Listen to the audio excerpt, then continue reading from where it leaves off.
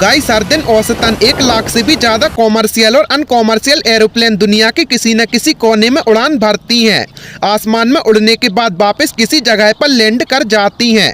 आंकड़ों के अनुसार एरोप्लेन ट्रांसपोर्टेशन का सबसे सेफ मोड है, क्योंकि इसमें डेथ रेट बाकी ट्रांसपोर्टेशन मोड से काफ़ी कम होता है। मुझे एरोप्लेन बचपन से ही बहुत ज़्यादा पसंद है, क्योंकि इसके जरिए हमें ऊंचाई से एक अलग ही दुनिया देखने को मिलती है।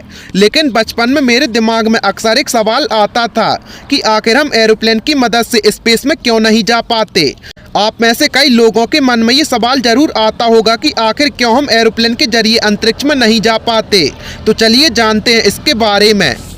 गाइस एरोप्लेन में उड़ान भरने के लिए मुख्य रूप से 2 चीज़ें होती हैं। पहली एरोप्लेन की लंबी चौड़ी विंग जो प्लेन को ऊपर की ओर लिफ्ट करती है, और दूसरा उसका भारी भरकम इंजन जो एरोप्लेन को थ्रस्ट देता है, जिससे वो आगे की ओर बढ़ सके।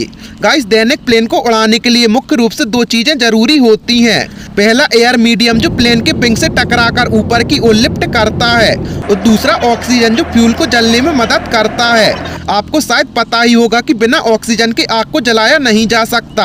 ये दोनों ही हमारे एटमॉस्फेयर में मौजूद हैं। गाइस एरोप्लेन में जेट प्रपल्सन इंजन लगे होते हैं, लेकिन एयर का एक निर्धारित फ्लाइंग एल्टीट्यूड होता है। आमतौर पर कॉमर्शियल एरोप्लेन 45,000 फीट यानी 13 किलोमीटर की ऊंचाई तक उड़ पाते हैं, लेकिन कुछ एयरक्राफ्ट जेट्स हैं जो 51,000 फीट की ऊंचाई तक भी उड़ पाते हैं। सतह पर एटमॉस्फेयर अच्छा खासा होता है, लेकिन जैसे जैसे हम सतह से ऊपर की ओर जाते हैं, कम ग्रेविटी के कारण एटमॉस्फेयर पतला और पतला होता जाता है। पतला एटमॉस्फेयर से मतलब है कि कम हवा का दबाव और बेहद कम ऑक्सीजन। एयर मॉलिक्यूल में कमी यानी एरोप्लेन के ऊपर लिफ्ट करने में मुश्किल, और ऑक्सीजन में कमी यानी इंजन में फ्यूल को जलने में परेशानी। इससे इंजन चाहिए जितना थ्रस्ट पैदा नहीं कर पाता, जिसके कारण एरोप्लेन हवा में बैलेंस नहीं कर पाएगी। गाइस कर्मन लाइन यानी वो अदृश्य बाउंड्री जो हमारे धरती के एटमॉस्फेयर और आउटर स्पेस को अलग करती हैं।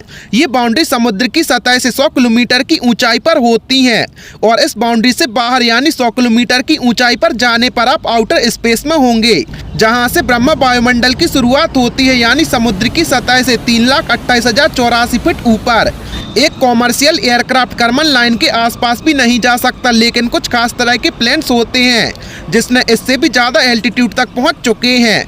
31 अगस्त 1977 को एक सोवियत टेस्ट पायलट ने ऐतिहासिक MiG-25 फाइटर प्लेन को ऐतिहासिक एल्टीट्यूड तक ले गए थे। उन्होंने उस फाइटर प्लेन को समुद्र की सतह से करीब 37,650 मीटर यानी करीब 37 किलोमीटर की ऊंचाई तक ले गए थे, जो कि जमीन से भरी गई उड़ान का एक हाई एल्टीट्यूड रिकॉर्ड है। लेकिन ये ऊंचाई भी कर्मन लाइन का 1/3 है। इस ऊंचाई तक जाने के लिए पायलट को एक खास तरह का सूट पहनना पड़ा था, जिसके साथ ऑक्सीजन मास्क लगे होते हैं। गाइस अब आप सोच रहे होंगे कि रॉकेट बिना ऑक्सीजन और एटमॉस्फेयर के स्पेस में कैसे जाता है।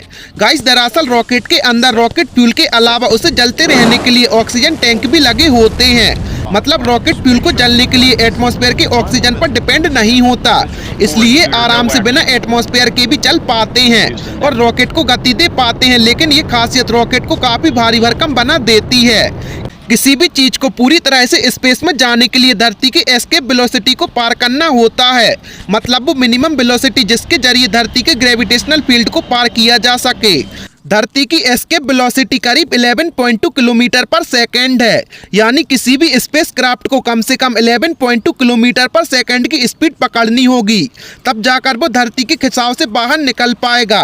रॉकेट को ये स्पीड लेने के लिए अपने साथ बहुत सारा फ्यूल और ऑक्सीजन ले जाना पड़ता है। इससे रॉकेट का वजन भी उतना ही ज़्यादा बढ़ जाता है।